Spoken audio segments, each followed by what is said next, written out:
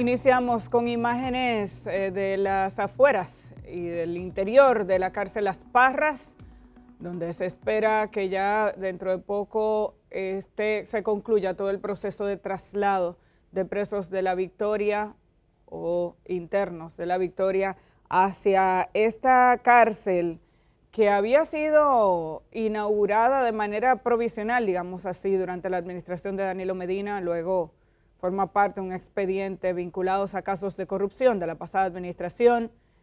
Estuvo paralizada su uso, estuvo paralizado durante el periodo que tiene esta administración y ya por fin, este fin de semana se inauguró de manera formal y comenzaron a ser trasladados al final de la pasada semana los primeros internos que formarán parte de este centro.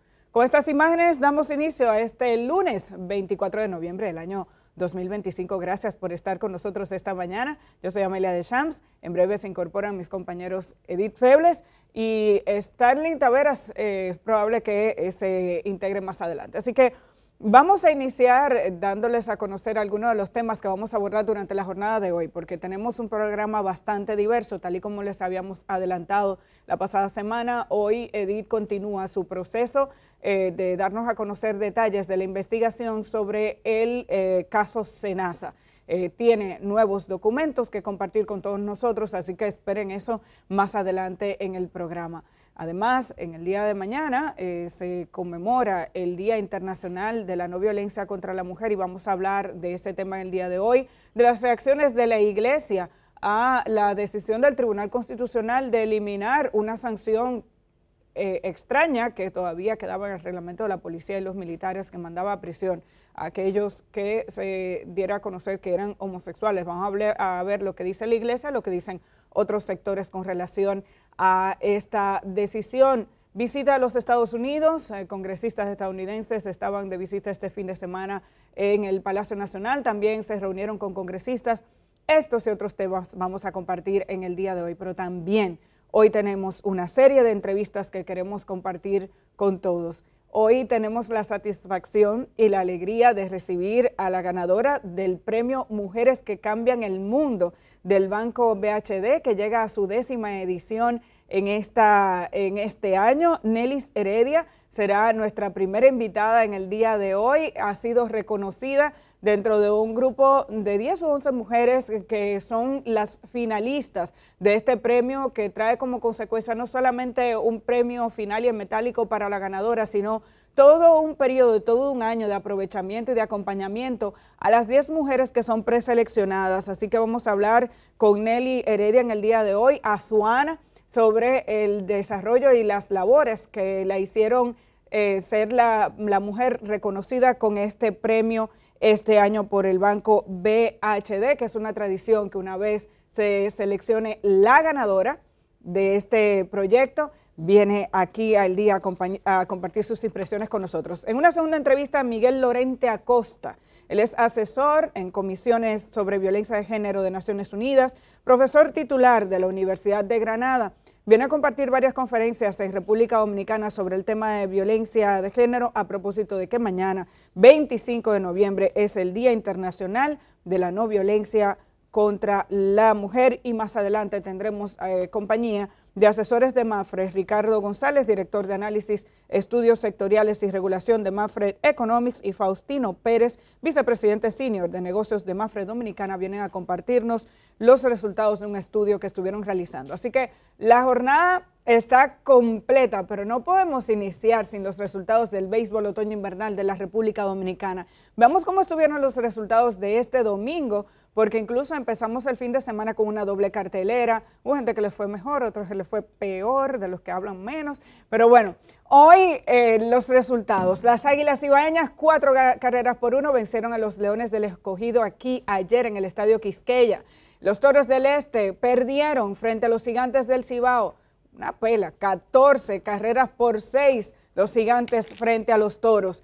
Y los Tigres del Licey también perdieron en un 10º inning, se fueron a extra inning con las Estrellas Orientales, que con un rollincito interno lograron conectar esa 5ª carrera que les dio la victoria en extra inning, 5 carreras por 10 en el estadio de San Pedro de Macorís. Reconocimiento a Ernesto Krawinkel, que lo vi narrar un jonrón del equipo contrario con el mismo ánimo con el que narra su equipo. Uno extraña esas narraciones donde a todo el mundo se le da el mismo ánimo para que los fanáticos que están escuchando la transmisión, ya sea por televisión o por radio, lo disfruten independientemente del equipo al que representan. Vamos a ver la tabla de posiciones. En la tabla de posiciones, las Águilas Ibaeñas siguen en la primera posición con 20 ganados y 4 perdidos.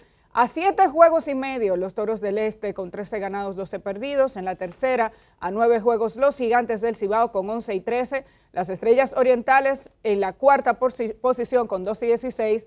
Los Leones del Escogido en la quinta posición, también a 10 juegos con 11 ganados y 15 perdidos. Y en el sótano, los Tigres del Licey con 9 ganados y 16 perdidos a 11 juegos y medio. Así está el béisbol otoño-invernal de la República Dominicana. Para aquellos que llevan anotaciones, son cerca de 50 juegos en la temporada regular. Hay mucho béisbol todavía para compartir con todos. Vamos a iniciar con imágenes de la cárcel Las Parras. Como les mostramos hace un momento, mucha controversia con relación a esta cárcel porque se construyó en el municipio de Guerra, se forma parte de uno de los expedientes de corrupción más importantes de la pasada administración. Se considera que fue sobrevalorada su presupuesto. Hemos visto unos detalles ofrecidos incluso por Roberto Santana, director general de prisiones en la actual administración, que había sido consultor previamente desde la pasada administración, quien decía que al final se hizo una cosa totalmente distinta a la recomendada, se multiplicó el presupuesto, pero ahí está, una edificación que le costó miles de millones de pesos al pueblo dominicano y que aún hay que hacer construcciones adicionales para completar la obra, pero que por lo menos servirá para dignificar la manera en la que están los internos, muchos de los cuales serán trasladados desde la cárcel de La Victoria, que por 70 años ha sido un centro más de detención, de deterioro de la vida de muchísima gente que cae en esta cárcel. Vamos a ver lo que decían las autoridades en esta inauguración formal y oficial del fin de semana de la cárcel Las Parras. Los inodoros y las camas estaban juntos y tuvimos que hacer 1083 modificaciones, colocándole paredes y colocándole puertas a cada uno de los alojamientos para garantizar la intimidad y la dignidad de los privados de libertad. Que se entrega hoy no es un lugar de vacaciones, es un lugar de sanción social. Esta primera etapa que hoy ponemos en funcionamiento es el punto de partida. La segunda y las últimas etapas de esta obra están programadas para entregarse en el 2026 a final, las cuales incluyen un nuevo cuadrante con igual capacidad, planta potabilizadora de aguas y accesos alternos para visitantes y las personas que van a trabajar aquí. Todos se rigen por lo que establece el sistema de educación dominicana, el Ministerio de Educación, y al llegar aquí se establece un perfil para ser integrado en diferentes programas. Así como iniciamos el modelo penitenciario en el año 2003, tendremos un centro operando por personal multidisciplinario especializado. Nada, como pueden observar, finalmente tenemos la cárcel Las Parras. La cárcel Las Parras es, digamos, una de las razones principales del caso por el que está detenido en este momento el ex procurador general de la República, Jean Alain Rodríguez.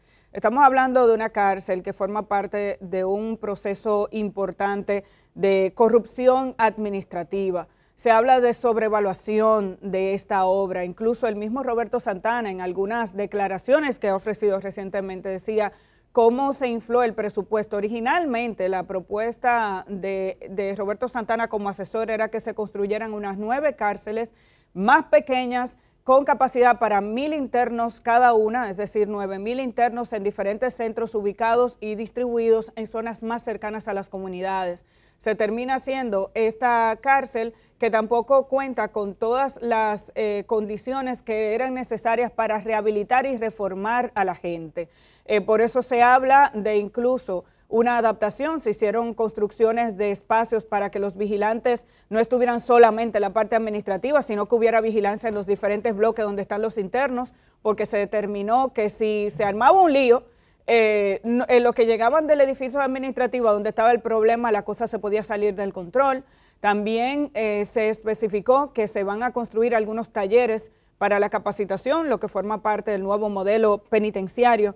Pero más grave aún es como incluso en un relato reciente de Roberto Santana, en una entrevista que concedía a un medio nacional, decía que en el presupuesto original esas 9 cárceles costarían 81 millones de pesos y cuando vino a llegar al Ejecutivo la propuesta ya estaba en 181 millones de pesos. Esto en la pasada administración como parte de todo el proceso y el problema que se ha generado a partir de esta cárcel.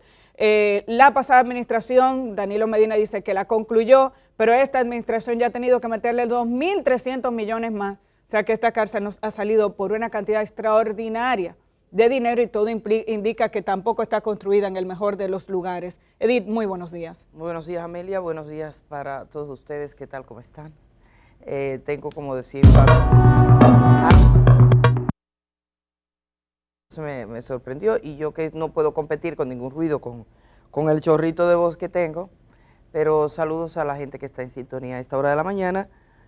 Como ustedes pudieron observar, la semana pasada no pude concluir la semana trabajando acá porque vino esa gripe que anda, como dicen aquí, en República Dominicana las gripes andan, no importa el nivel económico o social, la gente te dice, esa es la gripe que anda y que se posa en la garganta. Entonces hoy entro yo todavía un poco tomada mi garganta y sale Stanley Taveras, que me informaba hace un ratito, ya desde ayer se sentía un poco indispuesto y así comienza con la garganta hasta que te hace sentir como esa bachata que dice, estoy aquí, pero no soy yo.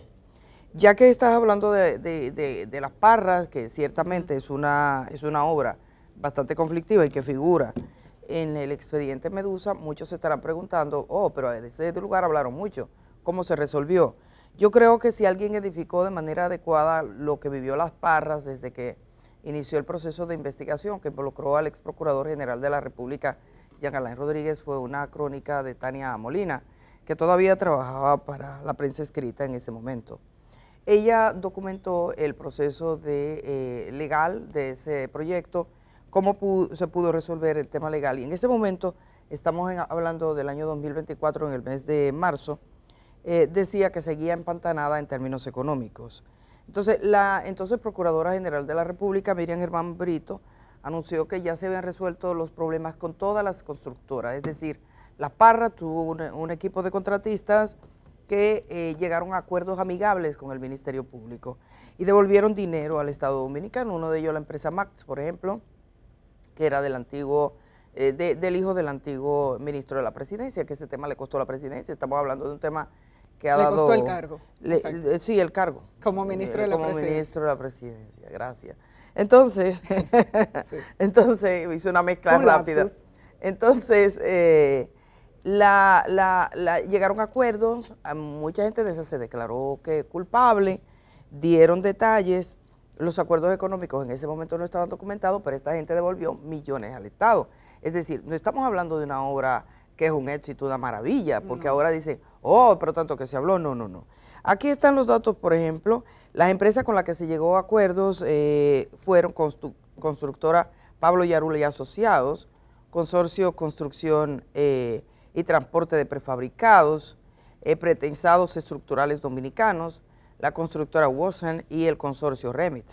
Entonces dice, estos obstáculos legales quedan superados, el Estado es indemnizado y entraba en ese momento a trabajar el MIBET y por eso vemos al ministro de Vivienda conforme al mandato de la ley 161-21, lo que quiere decir que sacan del entramado privado al estamento público la terminación de la obra. Entonces, no hubo en ese momento, hizo una solicitud para ver los acuerdos.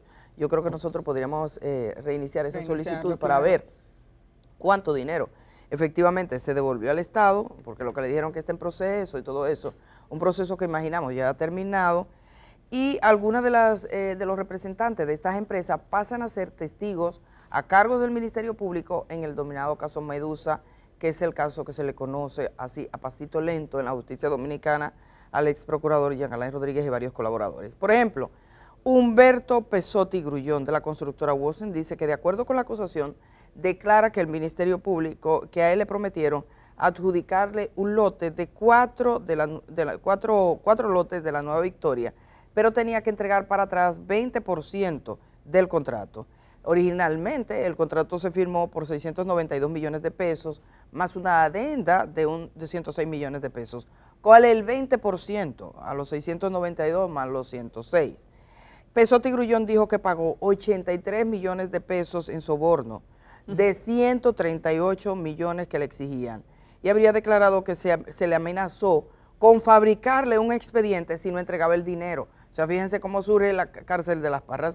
Le iban a fabricar un expediente si no entregaba el dinero. Ese hombre hoy es testigo.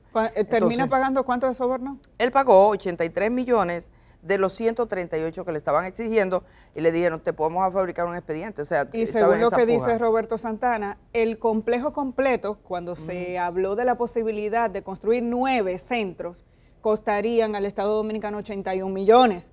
¿Entiendes? 9 cárceles. 81 millones, y solo de soborno este señor por una sola cárcel. No por una sola cárcel, por 4 lotes de una cárcel. Por 4 lotes de una cárcel, dice que pagó 83 millones. Y que le faltaban porque eran 183, porque un valor de 20% lo que le cobraban. Exacto, y dice Roberto Santana en sus declaraciones recientes que el gobierno licitó Las Parras por 3.400 millones y terminó la obra en 7.000 millones. Bueno, entonces, hay una... termina la obra en 7.000 millones, pero esta administración le tuvo que poner 2.300 millones más y no hemos terminado. Muchas cosas se perdieron, y una de las cosas importantes fue la evaluación, incluso la evaluación del terreno, que a uno le surge en duda con respecto a la ubicación de Las Parras. Pero para que tengan una idea, decía el Ministerio Público en la acusación que se presentó en el 2022, el plan en su totalidad, el plan carcelario, fue adjudicado de manera fraudulenta, no solo esta cárcel, sino la demás, sin excepción. El proyecto presenta niveles de imprevisión escandalosos, órdenes de cambio que sobrepasan el 50%. Es evidente que primero se cubicó ideológicamente las ganancias por medio de la extorsión, sobornos y maniobras fraudulentas, que la planificación estratégica de tan costoso plan construido a un costo de más de 10.000 millones de pesos. Entonces dice que el 20% del soborno fue común a todos los suplidores y contratistas en el sistema penitenciario. Para Las Parras, que conllevó la construcción de múltiples edificaciones que en conjunto tendría capacidad para 8.000 reclusos, se subdividió la obra en 5 lotes contratados a igual número de empresas. Además de la ya citada, la otra fue la empresa MAT Construcción, la de Lisandro José Macarrulla Martínez, quien admitió en la acusación de soborno, desfalco y asociación de malhechores que le imputó el Ministerio Público. Recordemos que ese joven, que es un joven, el hijo de este señor, llegó a un acuerdo y también se declaró culpable, y eso fue en una audiencia hasta público. A la compañía se le adjudicó el lote 5, que implicaba levantar las áreas administrativas del nuevo penal, adjudicado por un monto de 1.298 millones de pesos. La vigencia de dicho contrato ahora estaba pendiente de la consideración de un juez. Al parecer eso se produjo, porque aquí no seguimos los procesos como de forma organizada. Tú tienes una noticia ahora, de repente todo el mundo está hablando de eso, todo el mundo está opinando, se da un silencio, y como que un año después dice, mira, pasó tal cosa, y tú dices, ¿cómo fue que? Entonces a veces uno mismo dice, pero acá eso tiene su problema, o no tiene su problema. ¿Qué es lo que ¿qué es lo que yo a veces te pregunto a ti, Amelia, qué es lo que me hace ¿por ruido? ¿Por qué que tal cosa no me funciona? A mí hay algo que no me está funcionando. ¿Por qué tú, Amelia, tú Pregunta sabes? de ti. O llamo a un periodista de esos viejos y le digo, ¿Qué es lo que me pasa con ¿qué es lo que me pasa con este tema que no me funciona? Porque hay algo que yo sé que se dijo alguna vez de Pero ese además tema. hay muchos casos de corrupción abiertos. Edith, antes de que tú continúes con eso, porque yo creo que hay una conexión directa con esos datos que tú estás ofreciendo, los que he levantado yo, hay una conexión directa con lo que pasó con esta obra y por qué es que la estamos usando en este momento. El presidente Danilo Medina habló ayer y dijo, es que nosotros inauguramos eso, este gobierno lo que le está poniendo es pintura y le cambió el nombre. Pero yo creo que a él se le olvida lo que estamos diciendo. Entonces vamos a escuchar lo que dijo el expresidente Danilo Medina con relación a la inauguración de la cárcel Las Parras, que es cierto, se construyó inicialmente la obra o lo que teníamos hasta ahora se construyó en la pasada administración, pero ya ustedes están escuchando cómo. Vamos a escuchar lo que dijo. Lo que hicieron fue que la vieron para comenzar a dar servicio. Porque esa cárcel yo la inauguré. Y es la misma cárcel, ahí no se ha hecho nada. Ahí están 87 edificios, están todas las celdas, están las iglesias, están los centros comunitarios, productivos y deportivos. Está todo. Lo único que yo vi nuevo ahí fue que le cambiaron el color y le cambiaron el nombre. Presidente, usted dijo que el senador de esta provincia, del partido oficialista, ha denunciado que desde el gobierno se ha estado entregando ayudas de manera fraudulenta tras el paso de las tormentas. Y los productores agropecuarios, usted sabe que es una zona bastante productiva en el caso del arroz. Bueno, ahí oíamos, él entiende que fue un paño con pasta que le dieron ahora, pero una parte importante del presupuesto que se invirtió inicialmente, incluso tiene que ver con el lugar donde fue construida la cárcel, tú lo decías hace un momento, una zona pantanosa, más de 1.000 millones específicamente para poder nivelar y arreglar el terreno, pero además ajena a esta propuesta a lo que originalmente se planteó, que era que hubiera un centro penitenciario más pequeños, distribuidos más cerca de la gente para que fuera más accesible a las familias. Y en adición a eso, pues le faltaban algunas, algunas edificaciones que eran importantes y relevantes, como yo decía hace un rato, los puestos de vigilancia cerca de los internos, los inodoros estaban colocados al frente, justo adelante, como a la vista de todo el mundo. Y hacen falta la parte de la infraestructura que tiene que ver con los talleres, que es, digamos, a lo que apunta el nuevo modelo, a reformar a la gente, ¿no? Yo cuando veo esto, y sobre todo con la discusión que se arma en redes sociales, uno pensaría que esta es una época donde tener acceso a más información te facilita que la gente tenga más conocimiento. Y no necesariamente, o sea, el ruido sustituye todo, porque tú ves todos los comentarios, y es como si el proceso, no existe un proceso, es como si La Parra fuera un centro bello, que nada más le faltaba pintura y ya se acabó ahí.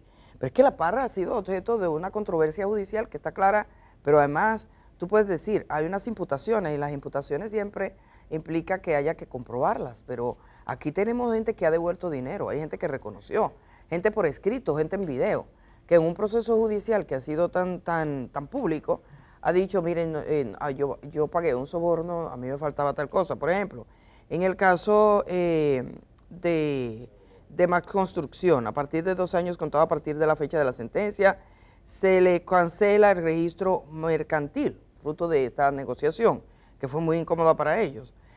A favor del Estado Dominicano, se decomisaron 77 millones de pesos, un monto retenido por la Procuraduría General de la República, por el concepto de 5% del costo total de todos los trabajos realizados como garantía de vicios ocultos, dice, porque lo establecía el contrato de ejecución. También debe entregar al Estado 57 millones de pesos mediante cheque de administración a nombre de la Procuraduría como indemnización. Estos son de los pocos montos que se supo porque lo trataron en una audiencia y esa audiencia tuvo un carácter público. Porque dice la forma fraudulenta en que se adjudicó la obra, más un inmueble valorado en 20.243.000 pesos. Esto dice que salvaba el impedimento. Yo, para mí, esta es de las notas más completas, todos los datos que ponía en ese momento, porque era como un cierre que hacía Tania Molina en este escrito, y que a pesar de que la gente está leyendo menos y se quedan titulares, hay aquellos que aprecian los datos, y yo creo que buena parte de la gente que nos ve es porque aprecia los datos. Entonces, dice, el presupuesto, el impedimento legal implicaba que el Ministerio de la Vivienda tenía que contratar nuevas empresas para terminar el proyecto Las Parras. Eso suponía una erogación adicional de más de 1.600 millones de pesos para 1.600 millones para la adecuación. Habría que ver en cuánto termina. Desde noviembre, dice, del 2023, el Ministerio de la Vivienda ya había contratado por una licitación al grupo Trifortis por un valor de 385 millones de pesos para la conclusión de la construcción de la fase 1 del Centro de Corrección de Las Parras. Ese contrato implicaba la terminación de las aulas educativas, las áreas de visitas infantiles, las 9 talleres que tenía y un edificio de acceso alterno, según el desglose de planos arquitectónicos que acompañó ese proceso de trabajo. Al presidente de la República le preguntaron en una semanal por aquellos días. Estamos hablando de marzo-abril del año 2024. Y él dijo que la construcción estaba lejos de terminar y que habría que esperar un año o poco más, y justamente ha sido así, más de un año, para que terminaran los trabajos, que no podía ser en ese momento. Digamos que en ese momento existía una gran presión, había unas declaraciones muy recientes de Roberto Santana, hablando de la cárcel y de la necesidad de aprovechar ese proyecto. ¿Y qué dijo el presidente? Bueno, el presidente dijo que faltaba mucho dinero. Dice, estamos buscando los recursos necesarios, pero incluso muchos de los recursos que vamos a utilizar en esta reforma, o una gran parte de los recursos, son recuperación del dinero de la corrupción. O sea, parte del dinero o el dinero que se recuperó, decía el presidente por entonces, iba a ser utilizado para la adecuación de esta situación. Edith, yo creo que, miren, para que la gente esté muy clara, lo que se está anunciando no es ni siquiera motivo de celebración, porque al pueblo dominicano esta cárcel le ha costado mucho dinero, mucho, extraordinaria la cantidad de recursos del presupuesto de este país que se ha destinado a la construcción de un recinto penitenciario. Miles de millones de pesos y faltan. O sea, cuando uno oye que faltan, uno dice, pero ¿y qué fue? ¿Esto una ciudad? Empecemos por ahí. Una obra que está siendo cuestionada, una obra por cuya construcción hay gente hoy en día en prisión y en un proceso judicial. Lo que ha logrado el Estado Dominicano es, digamos, sacar y que se le permitiera utilizar esta infraestructura independientemente de que el proceso vinculado a la posible sobrevaluación de la obra y un posible caso de corrupción concluye en los tribunales, porque mientras estaba cerrado, no, y quédense conmigo porque no importa. Lo relevante aquí es que se ha podido continuar el uso porque mientras estaba cerrada, entonces lo que se había hecho, que es evidente que no responde a todas las necesidades que se habían planteado, se estaba deteriorando más. Entonces era una inversión que además iba a necesitar entonces una recuperación adicional. ¿Qué es lo que ha pasado? Se han tenido que invertir más de 2.000 millones en terminar de adecuar la infraestructura que tenemos ahora. Pero faltan edificaciones adicionales que tienen que ver con los talleres que se necesitan para la capacitación, porque lo que necesitamos son internos que lleguen a nuestras cárceles y que salgan reformados, y eliminar la cárcel de la Victoria, que es un lugar ignominioso, un lugar donde las personas terminaban siendo maltratadas sin respeto a sus derechos, un hacinamiento absoluto, y hace rato que la cárcel de la Victoria debió desaparecer. Entonces, lo que se ha logrado es adaptar esta edificación que ya estaba hecha y por la que el Estado Dominicano, no fulano y perencejo, porque cuando dicen yo lo hice, no, el Estado Dominicano construyó esa cárcel, se va a empezar a utilizar y qué bueno, y aparentemente el proceso y el traslado de los internos se va a ir haciendo poco a poco, de manera paulatina, mientras se van adecuando los espacios, y uno, ahora que Roberto Santana tiene ya el cargo directo como el director general de prisiones, antes estaba como asesor y consultor, ahora podrá poner en funcionamiento los conocimientos que tiene para poder comenzar a dignificar la manera en la que son tratados los internos en nuestro país. Él había trabajado mucho con un proceso similar 2013-2014 y mucho de eso se echó a perder. Ojalá y podamos recuperar la posibilidad de que los internos, sobre todo porque no todo el que está en la cárcel está por las mismas razones, ni tiene las mismas condiciones, ni tiene el mismo expediente. Hay mucha gente que puede salir capacitado, que puede reinsertarse a la sociedad si es tratado de forma adecuada. Me parece que por el tiempo que tenemos, Edith, tenemos que irnos a la pausa. Efectivamente. Y cuando regresemos tenemos otros temas para compartir con ustedes, una jornada con muchas otras informaciones, así que retornamos en breve.